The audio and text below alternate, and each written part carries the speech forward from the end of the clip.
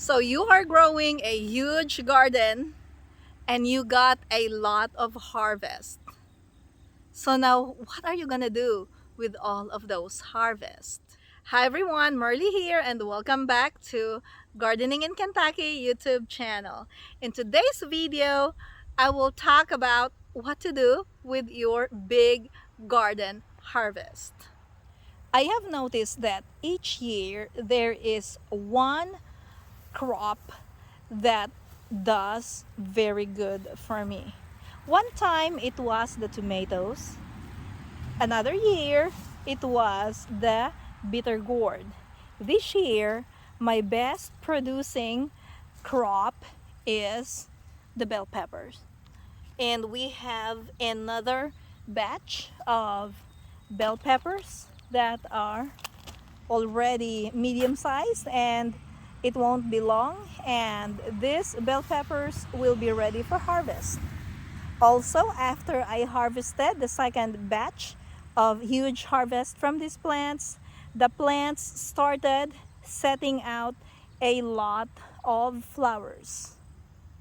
And with the rain that we are getting this time of the year, usually we don't get much, but this time we're getting a lot. Like we get rain almost every day. I don't really have to water my garden, and my garden is still looking great.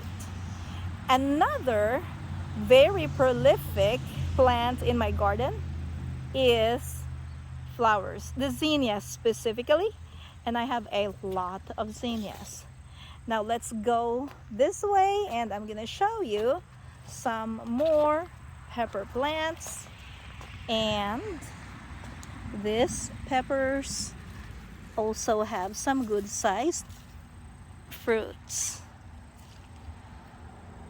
And then this one right here is the Jimmy Nardello pepper.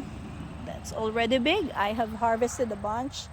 Oh, not this is not Jimmy Nardello. This one is called Giant Marconi. Oh, there's a bug right here. Squash bug, but there is no more squash. So the bugs are now trying to get just all kinds of plants. Here is another part of my garden that has volunteer watermelon, and so far from one plant I have two huge melons that have formed. Here's another one. Let's move closer. This is the crimson red, I think. Now that one didn't get pollinated, so we have two, but I'm still seeing a lot of flowers. I'm just not sure if I want all of those. I'll probably settle with two watermelons, but anyway, we have a lot of watermelons in this garden. I'm gonna show you where the rest of the watermelons are. Now that part in there, this is all watermelon, and we also have a bunch of watermelon fruits hiding underneath the weeds that I need to clean. We have some corn right there. That's supposedly my three sisters garden. We have a bunch of okras. We have eggplants right here.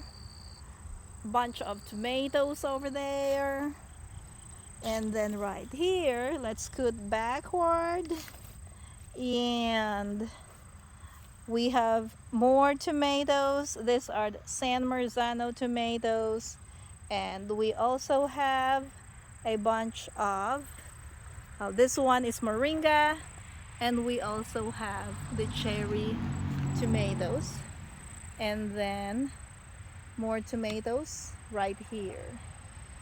So what exactly are we gonna do with all of this extra produce from our garden? One thing that I do is I process my San Marzano and Roma tomatoes into spaghetti sauce, and that's one of my favorite things to do to my tomato harvest. I even include the other types of tomatoes in making the sauce. Now the bigger slicing tomatoes, like the ones in here, let's go to the mortgage lifter tomatoes. So this is mortgage lifter. I know I need to clean this up too. And then the Castrali is right here. And these are for slicing. We eat them fresh. And also, we usually include this in making either spaghetti sauce or tomato juice. Let's take a look at this one right here. Oops, this is a mortgage lifter tomato.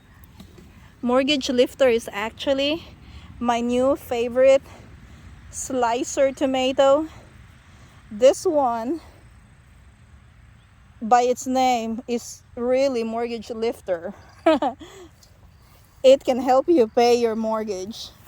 Now, I just didn't take care of these plants properly, but given a chance to have a good growing environment, I think the mortgage lifter tomatoes will do really great and will give you a lot of produce that you can either freeze, eat fresh, or can.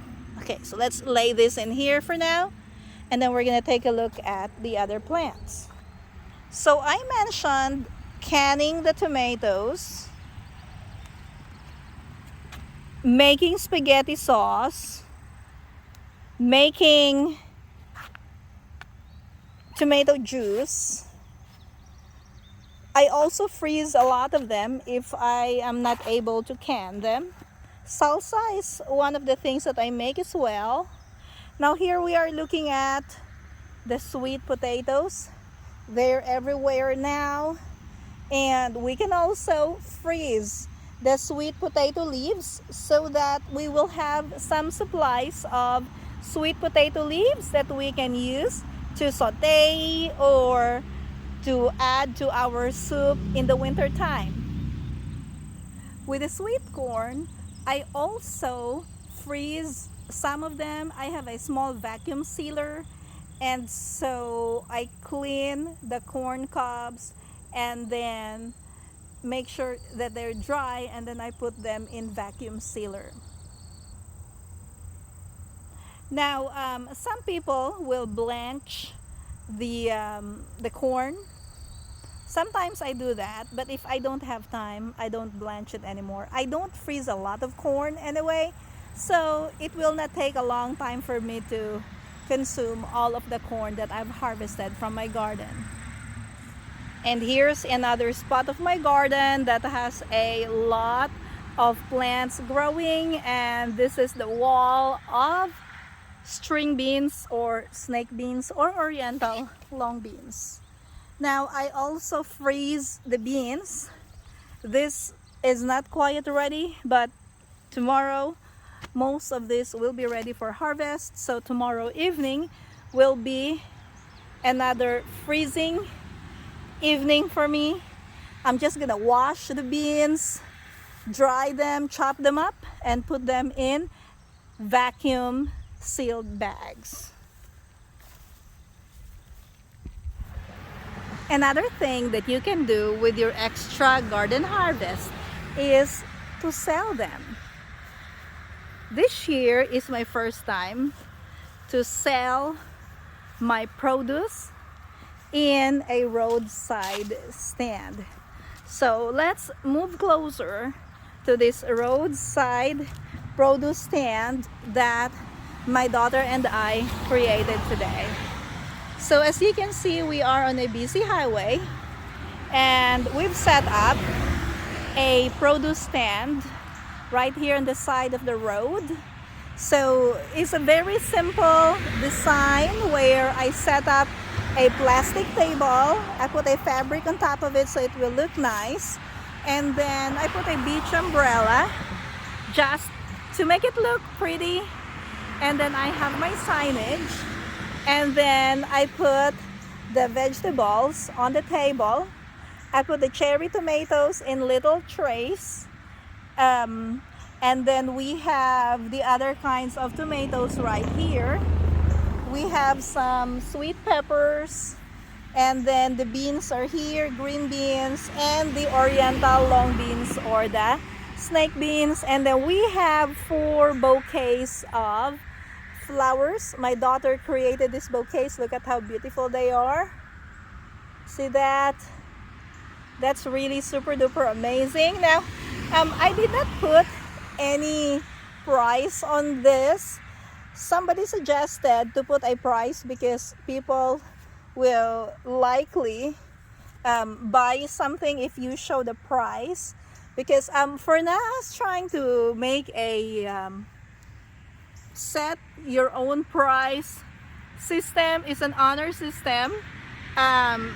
People will set their own prices. So like if they think that this bell pepper is worth 50 cents each, then they can pay 50 cents. Or if they feel like it's $1, then they give $1. So this is my signage.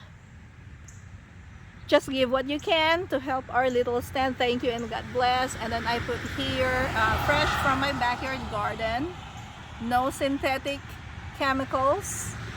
And then I found a little chalkboard from the stash that I got from my daughter's bedroom. She said she does not need it anymore, so she just wrote pay here, an arrow. And then I created this little money box made from a tin can of Christmas gift box. And I put a hole right here, so this is where they put the money. I used wire to kind of secure the lid of the gift box, and then I tied this gift box onto a pole. Now this pole is really heavy because it has a concrete base.